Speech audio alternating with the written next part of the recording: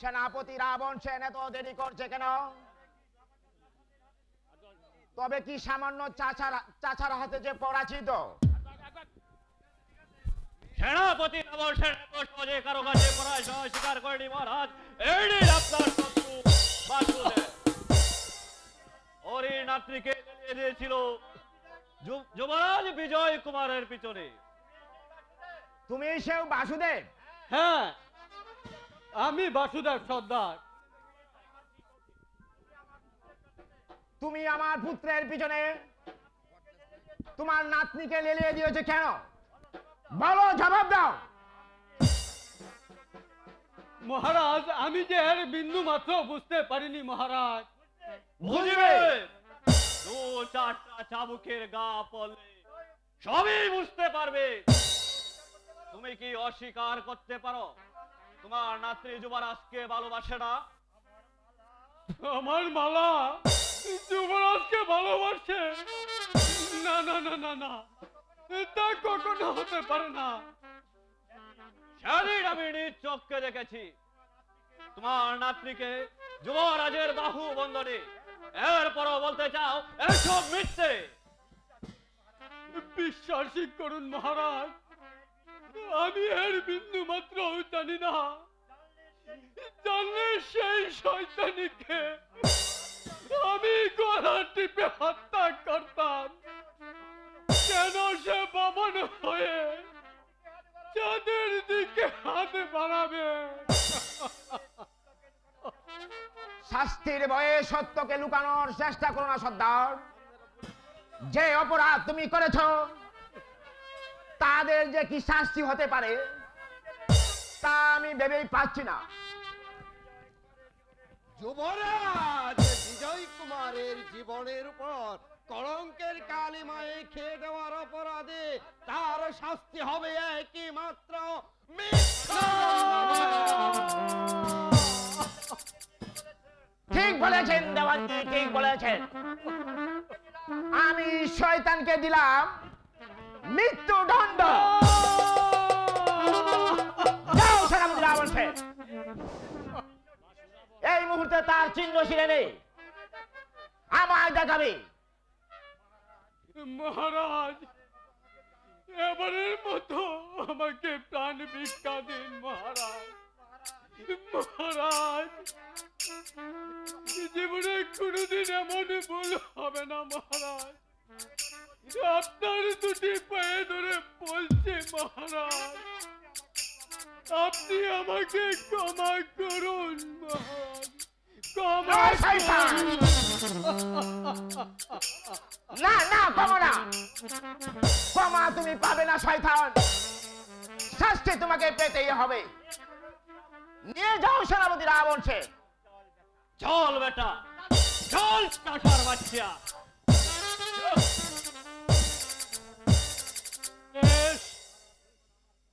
মহারাজ যখন আমার কথা শুনবেন না, আমি ওই রাজ দরবারে দাঁড়িয়ে বলে যাচ্ছি, যদি আমি কোনো পাপ করে না থাকি তবে এই হত্যার বদলে মহারাজকে আর শাস্তি মুখ করতে হবে।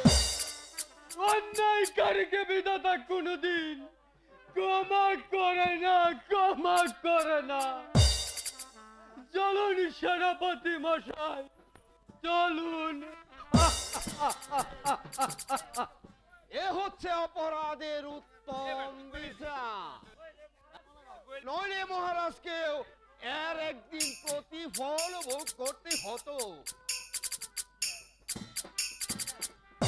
মহারাজ, একে পাগলিনী প্রবেশদ্বার ভেঙে প্রাসাদে প্রবেশ করতে চাচ্ছি। পাগলিনী, যাও প্রবেশ দ্বার খুলে দাও। ঠিক আছে মহারাজ, ঠিক আছে। আপনিও যান দেওয়ানজি, দেখে আসেন কে সেই পাগলিনী। হ্যাঁ, আমি তা যাচ্ছি মহারাজ। কে সেই নারী, কি তার অভিযোগ? এই সেই শয়তান মহারাজ।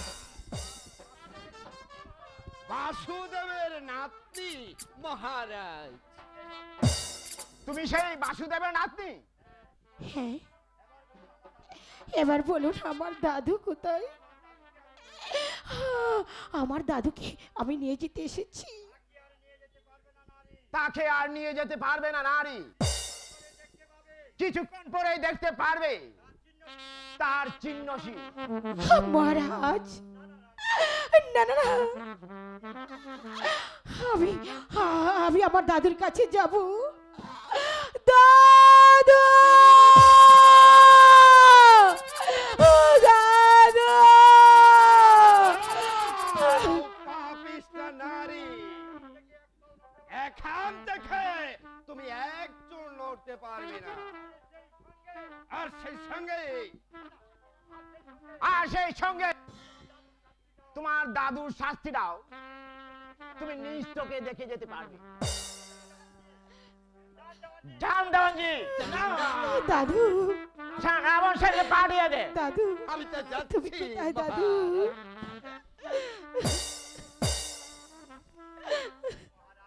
মহারাজ,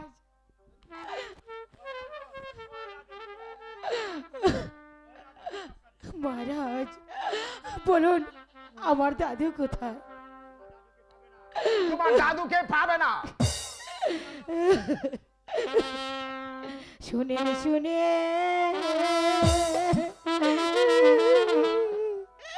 শুনে রাজন গো, বলি যে নারে গো প্রাণী রাজন গয়া, বলুন দাদু, দাদু তুমি কোথায়? দাদু তুমি কোথায়? দাদু,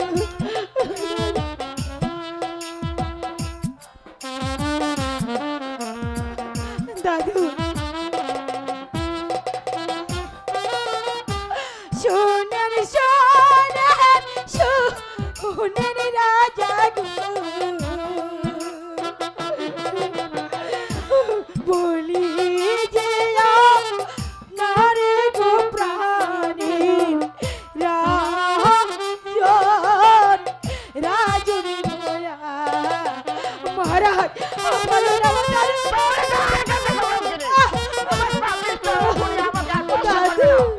দাদু তুমি কোথায়? দাদু,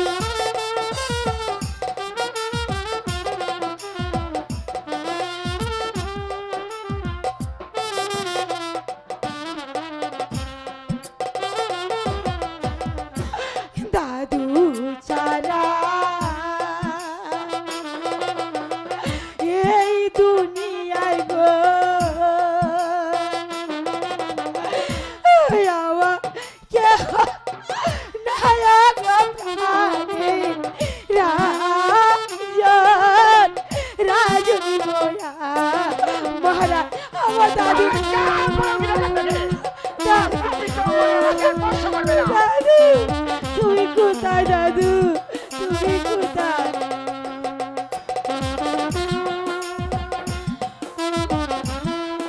দাদু,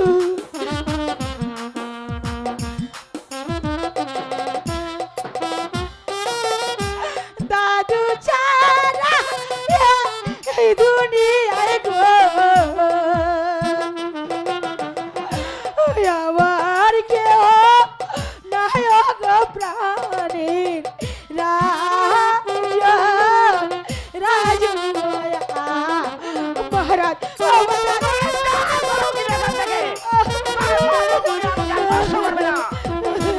দাদু তুমি কোথায় চলে গেলে? দাদু তুমি কোথায় চলে গেলে?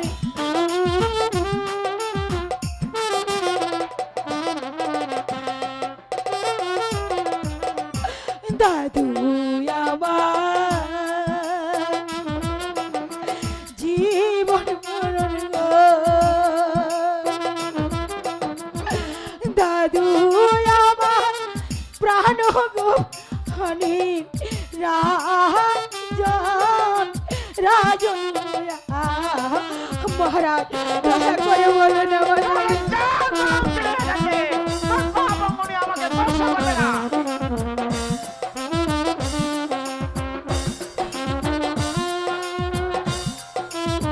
দাদু তুমি কোথায় দাদু?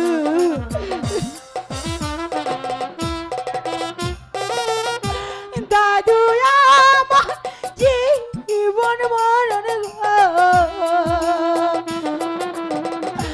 দাদু আমার জানো তো প্রাণে রাজন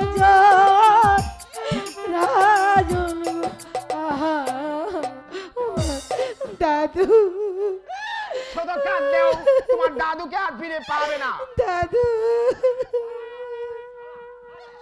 না না আমার দাদু কোথায় আছে? আমি যে দাদুকে হারিয়ে বাঁচতে পারবো না মহারাজ। দাদু দাদু তোমার দাদু আর এই জগতে নারী, এই দেখো তার চিহ্নসী। দাদু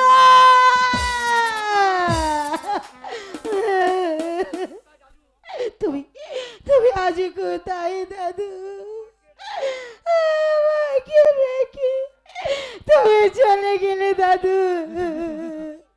বলো বলো দাদু, এবার আমি কার কাছে থাকবো বলো দাদু?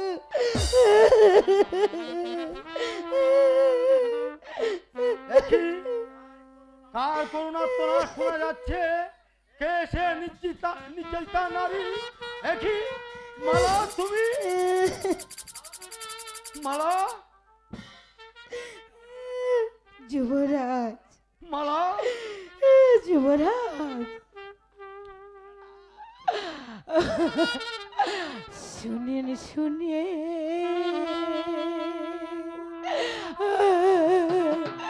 ও হে কুমার বলি যায় নরে গো প্রাণী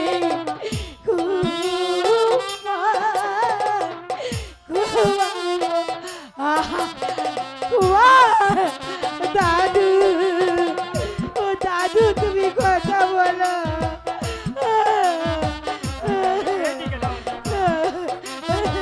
দাদু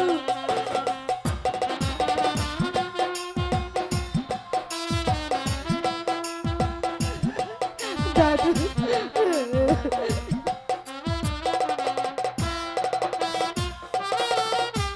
শোনেন শোনেন ও হে কুমার গো বলি যায় প্রাণে গো প্রাণে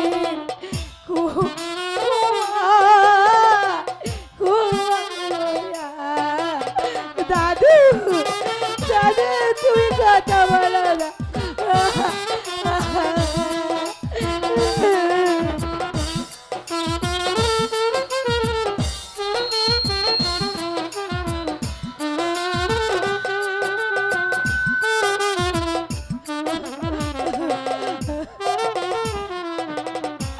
দাদু ছাড়া এই সংসারে গো আমার কেউ নাই গো প্রাণী কুমার কুমার দাদু তুমি কথা বলো দাদু ছাড়া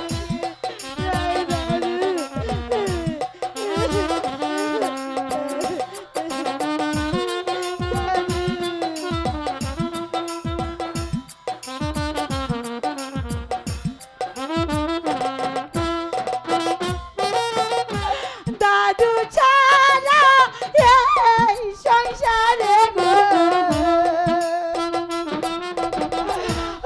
আমার কেউ নাই গো প্রাণে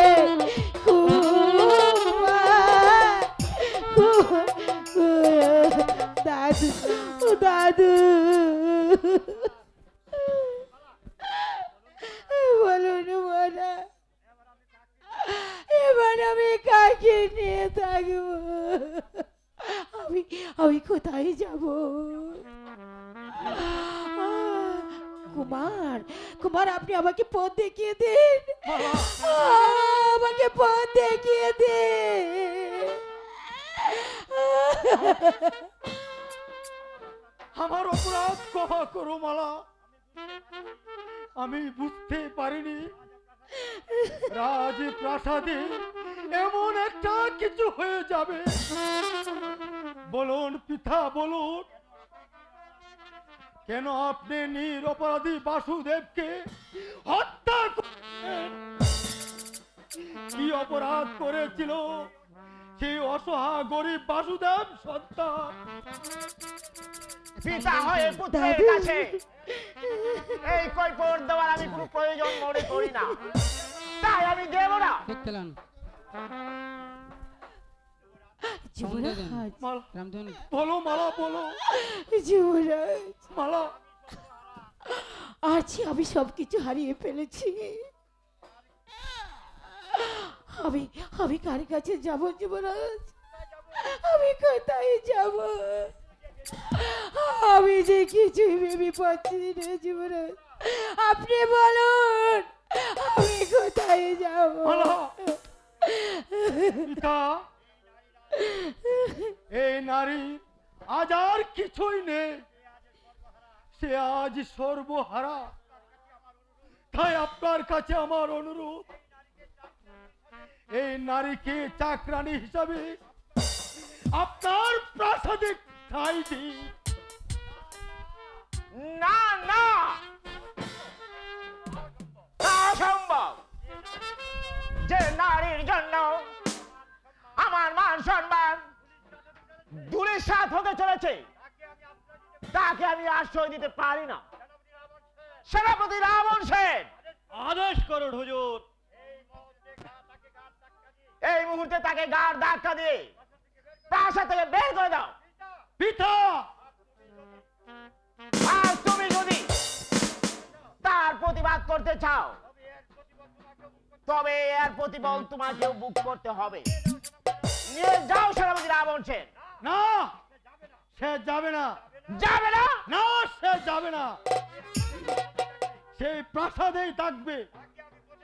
তাকে আমি পথে নেমে যেতে দেব না। তাহলেও যে তোমার তার সাথে পথে নেমে যেতে হবে। পিতা, হ্যাঁ হ্যাঁ, পুত্র বলেও তোমাকে আমি ক্ষমা করব না। বেশ, তাই যদি হয়ে থাকে, আমি আজ মালার হাত ধরে প্রাসাদ ছেড়ে চলে যাচ্ছি পিতা। তবে যাবার বেলা বলে যাচ্ছি, যাদের নিয়ে আজ আপনি তাদের রাজত্ব চালাচ্ছেন, দুদিন পর সেই রাজত্ব আপনার আর থাকবে না। সেদিন সেই ভুলের জন্য অনুতপের অনলে আপনাকে জ্বলে পুড়ে মরতে হবে পিতা, জ্বলে পুড়ে মরতে হবে। চলে এসো মালা, চলে এসো। দেখলেন তো মহারাজ, প্রেমের কি পরিণাম। সামান্য একটা নারীর মুখে যুবরাজ আপনাকে পর্যন্ত চলে গেল মহারাজ। যাক, সবাই চলে যাক, তবুও আমি একটুকু ভেঙে পড়বো না। অন্যায়ের বিচার আমাকে করতেই হবে, করতেই হবে। চলো সেনাপতি রাবণ সেন। তাই চলুন মহারাজ, তাই চলুন। শাসিত আমার না। সেটা না মাইলা। ভোলেনাথ, রাতের পর রাত, মাসের পর মাস, বছর পেরিয়ে গেল, তবু আমার সাধনা পূর্ণ হলো না। এই নির্জন যেন থেকে বসে ঈশ্বরের নামে আমার সাধনা পূর্ণ করিব। Broom Bholenath, broom Bholenath, broom Bholenath, broom Bholenath, broom Bholenath, এসো মালা, ভোলেনাথ, এই নির্জনে বুম করে নেই। বলো না। দেখি এখানে কে বসে আছে? এরা পাপিষ্ঠ নারী, আমার এতদিনের সাধনা তারা ভঙ্গ করলি, আমি তাদের অভিশাপ দিচ্ছি। বাবা, আমাকে অভিশাপ দিবেন না বাবা। আমরা বড় বিপদে পড়ে আপনার কাছে এসেছি। আপনি আপনি আমাদেরকে দয়া করে ক্ষমা করে দিন বাবা, ক্ষমা করে দিন। ক্ষমা? না না না, আজ 10 বছর যাবৎ আমি এখানে তপস্যা করছি, তোদের আগমনে আমার সকল সাধনা ভঙ্গ হলো। আমার আগমনে আপনার তপস্যা। হ্যাঁ বাবিষ্টা, তুই কে জানিস না? নারীর মোহে মানুষ বিধাতা দীক্ষা পর্যন্ত ভুলে যায়। তাই তো আমি স্ত্রী কন্যা সবকিছু ত্যাগ করে এই নির্জন জায়গায় বসে আমার সাধনা করছি। বাবা, আজ তুই কিনা আমার সকল সাধনা নষ্ট করে দিলি। আমি তোকে না বাবা না। বাবা বাবা, আমরা না ছেড়ে অপরাধী করেছি, তুমি আমাদের ক্ষমা করে দাও বাবা। বাবা ক্ষমা? না না না, ক্ষমা তারা পাবি না, শাস্তি তো তোর পেতেই হবে। বাবা, আমরা যদি তোমার পায়ে ধরে বলছি, এবারের মতো আমাদেরকে ক্ষমা করে দাও বাবা। না না না, তোরা আমাকে স্পর্শ করবি না। দেখছি শুনেন শুনে দর বেশি বাবা বলি দিয়া নারী স্বামী স্বামী কুমার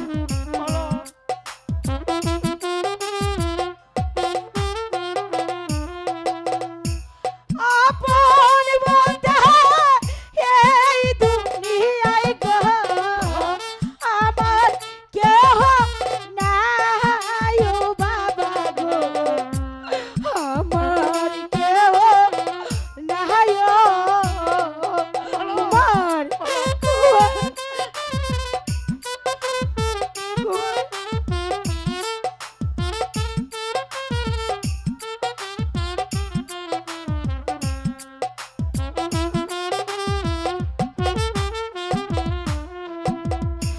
কোথায় যাব কি করিব ভেবে নাহি পাই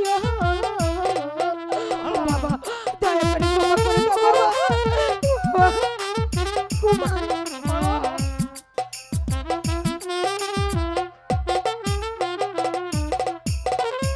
সব কিছু হারাইয়া বাবা গো আইছি তোমার কাছে বাবা গো, আইছি তোমার কাছে। বাবা এবার একটু দয়া করেন বাবা,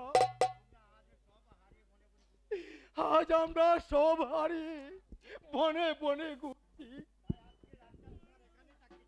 তাই আজকের রাতটা তোমার এখানে থাকতে চাই বাবা। তোরা নিশ্চয় স্বামী স্ত্রী।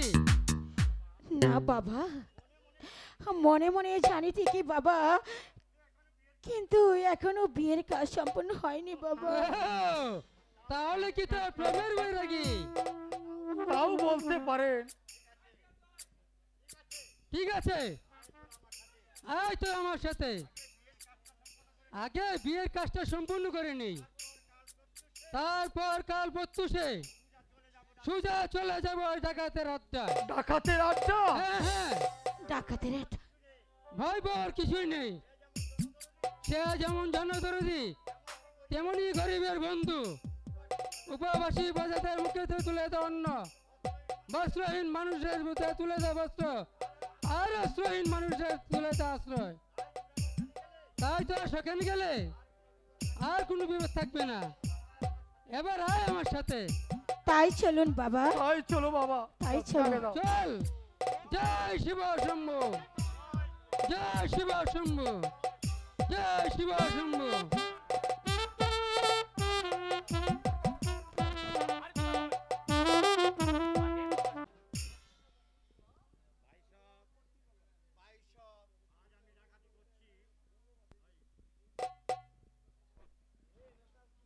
হ্যালো ভাই সব, আজ আমি ডাকাতি করছি রাজার চোখে, আজ আমি ঘৃণিত ডাকাত। কিন্তু কেন আজ আমি ডাকাতি করছি? রাজার সূর্যবাহু লোকের জন্য আজ আমি ডাকাত হয়েছি। এই কাঞ্চন নগরের প্রজারা না খেয়ে থাকলেও রাজকর তাদের দিতে হবে, নইলে তাদের সৈন্যরা তাদেরকে করবে অত্যাচার অবিচার। বলুন। না ভাইজান, রাজাদের অত্যাচার আমরা কোনোদিন মেনে নেব না। তারা রাজপ্রাসাদে বসে রাজভোগ খেয়ে মহানন্দে দিন কাটাবে, আর আমাদের পরনে থাকবে না কাপড়, পেটে থাকবে না ভাত, রোগে জুটছে না এক পরে ঔষধ। আমরা তোমাদের সাথে আছি, আমরা এই অন্যায়ের প্রতিবাদ করেই যাব, করেই যাব। তাই করতে হবে, আমরা আছি তোমার সাথে। তাই করতে হবে। স্ত্রী-পুত্র নিয়ে না খেয়ে স্ত্রী-পুত্র নিয়ে বেঁচে থাকতে হলে আমাদের এই শ্রমিক ভাইদেরকে সংগ্রাম চালিয়ে যেতে হবে। রাজার বিরুদ্ধে আমাদের রুখে দাঁড়াতে হবে, আবার নতুন করে একজন রাজা প্রতিষ্ঠিত করতে হবে। তাহলে আমরা কি করব শ্যামল ভাই? রাজার লোকেরা আমাদের এখানে রাজকর নিতে হলে তোমরা কেউ রাজকর দেবে না। প্রয়োজন হলে রাজার সৈন্যদেরকে যাতে এখান থেকে না যেতে পারে সেই ব্যবস্থায় তোমাদের আমরা তাই করবো শ্যামল ভাই। তোমার সাথে হাত মিলিয়ে গ্রামবাসীকে আমরা একত্রে নিয়ে রাজার শক্তির বিরুদ্ধে আমরা ঝাঁপিয়ে পড়বো এবং ছিনিয়ে আনবো আমাদের বাঁচার অধিকার। হ্যাঁ, আমি তাই চাই। এখন তোমরা যাও। আর আমি যে কথা ঘোষণা করেছি সকল শ্রমিক ভাইদের গিয়ে সে কথা বলে দেবে যে আমরা আর খাজনা দেব না। আমাদের বিরুদ্ধে কেউ রুখে দাঁড়াবে, তাদের বিরুদ্ধে আমরা রুখে দাঁড়াবো, কাউকে আমরা ছাড় দেব না। তাই হবে শ্যামল ভাই, তাই হবে। আমরা তোমার সাথে হাত মিলিয়ে আমরা বলতে চাই, তারা রাজপ্রাসাদে বসে রাজভোগ খেয়ে মহানন্দে দিন কাটাবে। আমাদের রোগে জুটছে না ঔষধ, পেটে নেই ভাত, পরনে নেই কাপড়। আমরা এই অন্যায় মাথা পেতে কোনোদিন মেনে নেব না।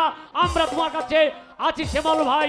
শ্যামল ভাই যেখানে, শ্যামল ভাই যেখানে, আমরা আছি সেখানে। দেওয়াল কৌশিক সেন, একদিন তুমি আমাকে চাবুক মেরে কত বিক্ষত করেছিলে, আজও আমি সেই দাগ ভুলে যাইনি। আমারও বারবার মনে পড়ে তুমি আমাকে নিষ্ঠুর ভাবে মেরেছিলে, কিন্তু এমন সুযোগ এসেছে আমি আর বদলা নেব, বদলা নেব।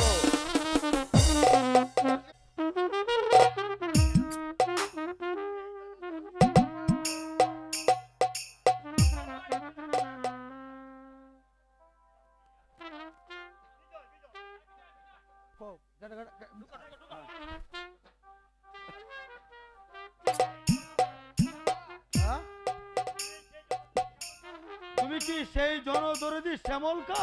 হ্যাঁ ভাই, কিন্তু তোমরা খেয়ে আমরা সর্বহারা পথের ভিখারি, তাই তোমার নাম শুনে তোমার কাছে ছুটে এসেছি একটু আশ্রয়ের সন্ধানে। বলো বলো ভাই, তোমার কাছে আশ্রয় আমরা পাবো? যদি তোমরা রাজার গুপ্তচর না হয়ে থাকো তাহলে এই শ্যামল খার ধার তোমাদের জন্য চিরদিন খোলা থাকবে ভাই। ভাইজান, সত্যি সত্যি তুমি মহৎ ভাইজান। কি বললি তুই আমাকে? ভাই বললি? তুই আমাকে ভাই বললি, যার নাম শুনে সবাই ঘৃণায় মুখ ফিরিয়ে নে, আর তুই শ্যামল ডাকাতকে ভাই বলে সম্বোধন করলি। সবাই তোমাকে ঘৃণায় মুখ ফিরিয়ে দিলেও আমার কাছে তুমি চিরদিন ভাইজান হয়ে বেঁচে থাকবে। ঠিক আছে বোন, ঠিক আছে। আজ আমার হৃদয়ে যখন একটা স্নেহের মায়া বসিয়ে দিয়েছি, তখন তোকে আমিও আর দূরে সরিয়ে যাব না। বোন বলে আমার বুকে টেনে নেব। আয় ভাইজান, আমার বুকে আয়। ভাইজান, ভাইজান, শ্যামল ভাই, আয় ভাই, তুই কেন দূরে দাঁড়িয়ে আছিস?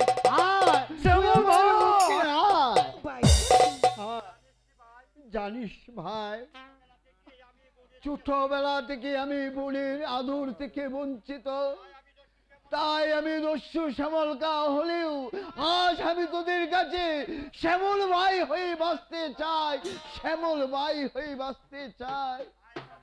আয় তোরা আমার সাথে চলে আয় আমার আস্থানায়, আমি যে তোদের ভাই, আজ থেকে তাই চলো শ্যামল ভাইজান, ভাই। তাই চলো ভাইজান।